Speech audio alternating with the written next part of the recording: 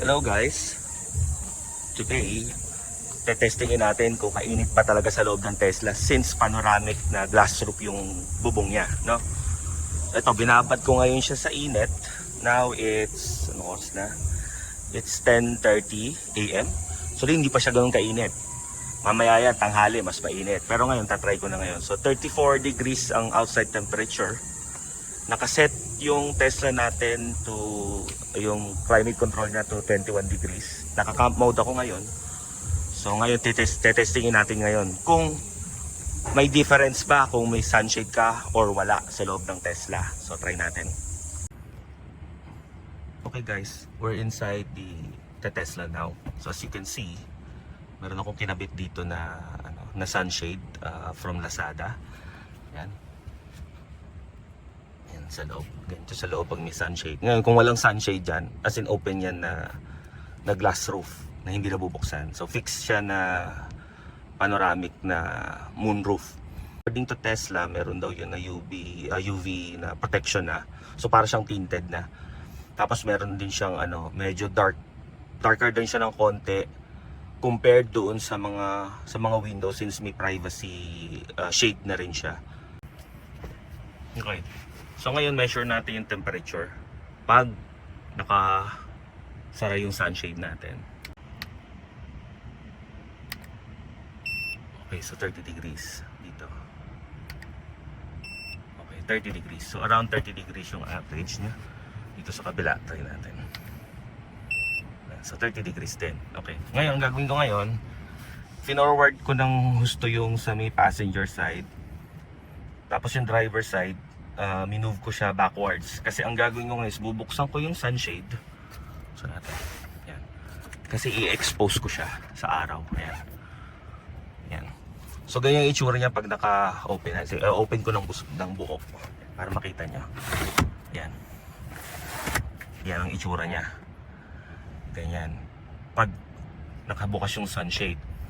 Ngayon, pag wala yung sunshade mismo, ito kasi kasama part ito nung sunshade na binili ko. Hanggang dito yung glass niyan, sagad dyan. Yan, dito. Nandyan. Nandyan sa may windshield. As in, mas malaki pa yung glass niya pag wala itong sunshade na to. So, sa natin, para mamaya ko compare natin. So, ang i-expose ko lang is yung sa driver side. Yung sa passenger side, hayaan ko lang siya na naka-shade pa din. So tingnan natin, wait tayo ng few minutes siguro. Then i-measure natin yung temperature. So dito is okay, 29.9, around 30 degrees pa rin. Yan, around 30 degrees pa rin dito sa unexposed na portion ng upuan. 33.4, 34, 34.7. So yun guys, ano yung conclusion natin dun sa experiment natin na to? Siyempre pag naka-expose siya, direct dun sa sa labas, yung cabin ng sasakyan nyo, siyempre mas mainit siya. Mas mainit siya ng 2 to 3 degrees, di ba? Mas mataas, sa taas yun. Ngayon, siyempre yung AC nyo ngayon, since naka-auto yung air conditioning natin, siyempre mas hirap siya. So kaya yung iba, pag sobrang init, nagsasuffer yung mileage nung sasakyan nila, diba? Yung range nung sasakyan. Kasi syempre, extra effort para doon sa air conditioning na palamigin yung cabin.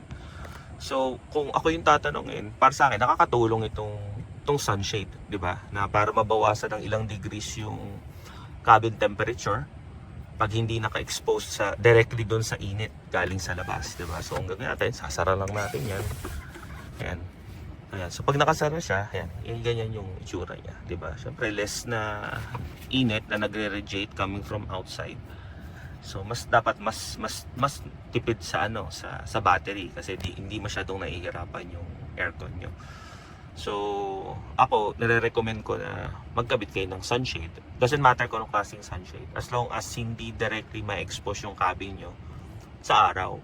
Kasi kahit may UV protection yung bubong, ganoon pa rin yun. Hindi naman siya 100% na nare-repel, di ba? Bukod doon, na-expose siya sa, kita nyo naman, di ba? Yan, di ba? Na-expose yung buong cabin nyo sa araw, eh. Ayan, di ba? So parang ayaw nyo yan. Kasi kahit yung salamin nyo is tinted, yeah, ito tinted tong salamin na to. Nilagay nyo yung kamay nyo dyan sa ibabaw ng na-expose sa araw, mararamdaman nyo pa rin yung init, di ba? Unlike pag hindi, ayan, pag naka yung kamay nyo. So ganun. So same concept siya. Eto sa gilid pa to, 'di ba? So depende sa sikat ng araw, hindi kayo ma-reach nung araw, 'di ba? Pero ito sa bubong. So kahit anong oras siya, regardless umaga o hapon, tanghali yan, expose kayo sa init. Yan. Siguro pag maganda yung panahon, cloudy ganyan, tapos medyo pahapon na or early morning, yan, okay na buksan siguro yung panoramic roof nyo. Pero pag syempre sobrang init tapos naipit pa kayo sa traffic, nako, maganda kung naka-cover kayo, di ba? Protection na rin ng mga balat ninyo. So yun lang guys, thank you.